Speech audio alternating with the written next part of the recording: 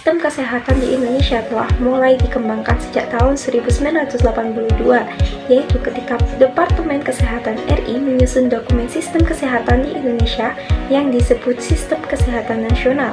Penyusunan dokumen tersebut didasarkan pada tujuan nasional bangsa Indonesia sesuai dengan pembukaan Undang-Undang Dasar 1945, yaitu melindungi segenap bangsa Indonesia dan seluruh tumpah darah Indonesia, dan untuk memajukan kesejahteraan umum, mencerdaskan kehidupan bangsa, dan ikut melaksanakan ketertiban dunia yang berdasarkan kemerdekaan, perdamaian abadi, dan keadilan sosial. Pemberdayaan masyarakat merupakan salah satu target pembangunan Indonesia. Pemberdayaan masyarakat harus dikembangkan oleh semua pihak.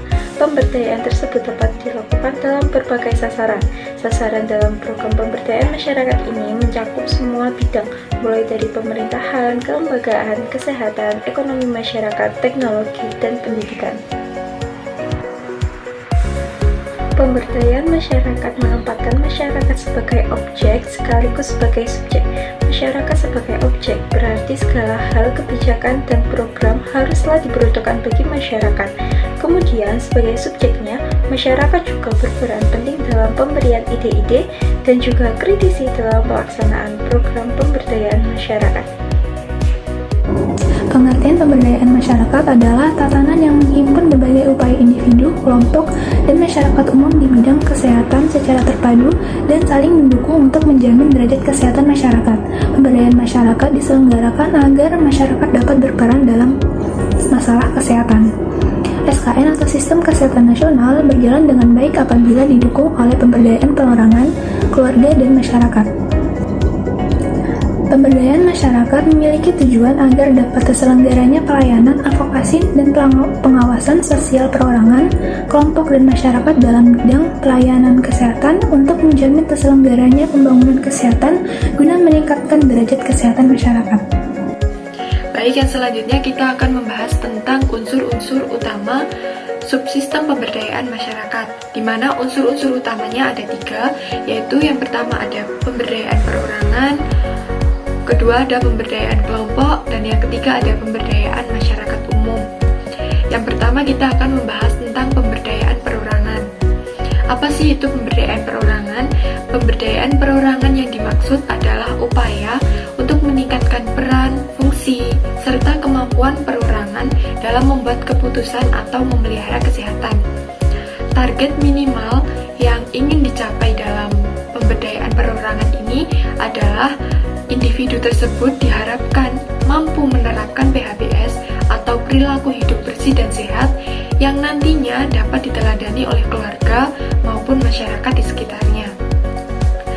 Adapun target maksimalnya yaitu perorangan tersebut dapat berperan aktif sebagai kader kesehatan dalam menggerakkan masyarakat untuk menerapkan perilaku hidup bersih dan sehat.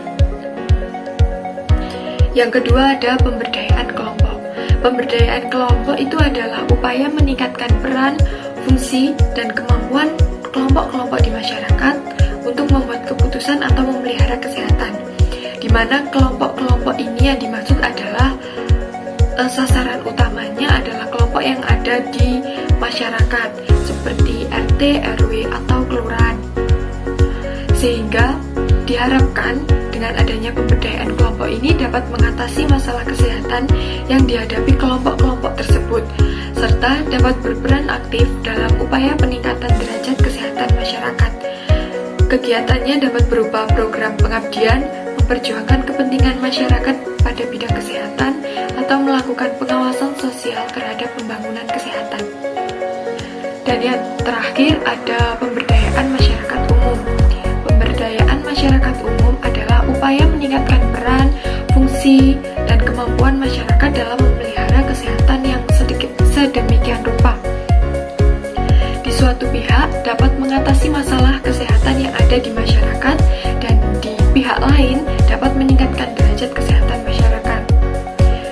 Kegiatannya juga dapat berupa program pengabdian, memperjuangkan kepentingan masyarakat di bidang kesehatan, atau melakukan pengawasan sosial terhadap pembangunan kesehatan. prinsip pemberdayaan masyarakat. Yang pertama yaitu berbasis pada tata nilai perorangan, keluarga, masyarakat yang sesuai dengan sosial budaya, kebutuhan, dan potensi setempat. Yang kedua, dilakukan dengan meningkatkan akses untuk memperoleh informasi dan kesempatan untuk mengemukakan pendapat, keterlibatan dalam proses pengambilan keputusan yang berkaitan dengan pelaksanaan pembangunan kesehatan. Yang ketiga, dilakukan melalui pendekatan edukatif untuk meningkatkan kesadaran, kemauan, dan kemampuan serta kepedulian dan peran aktif dalam berbagai upaya kesehatan.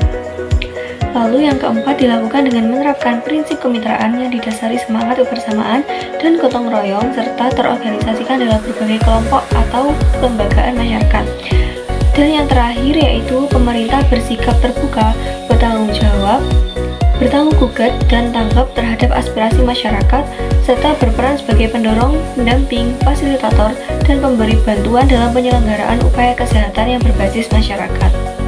Pelaksanaan sistem kesehatan nasional dibagi menjadi 3, yaitu yang pertama, pemberdayaan perorangan dilakukan atas prakarsa perorangan atau kelompok yang ada di masyarakat, termasuk swasta dan juga pemerintah. Ditujukan kepada tokoh masyarakat, agama, politik, swasta, dan juga tokoh-tokoh populer. Dilakukan melalui pembentukan pribadi-pribadi dengan PHBS serta pembentukan kader-kader kesehatan. Yang kedua, pemberdayaan kelompok dilakukan atas prakarsa perorangan atau kelompok yang ada di masyarakat, terutama ditujukan kepada kelompok kelembagaan yang ada di masyarakat seperti RT, RW, atau kelurahan. Dilakukan melalui pembentukan kelompok peduli kesehatan atau peningkatan terhadap masyarakat. Yang ketiga, pemberdayaan masyarakat umum dilakukan atas prakarsa perorangan atau kelompok yang ada di masyarakat termasuk swasta, ditujukan kepada seluruh masyarakat dalam suatu wilayah. Dilakukan melalui pembentukan wadah perwakilan masyarakat yang peduli kesehatan seperti Badan Penyantun Puskesmas, Konsil, Komite Kesehatan Kabupaten, dan juga lain-lain.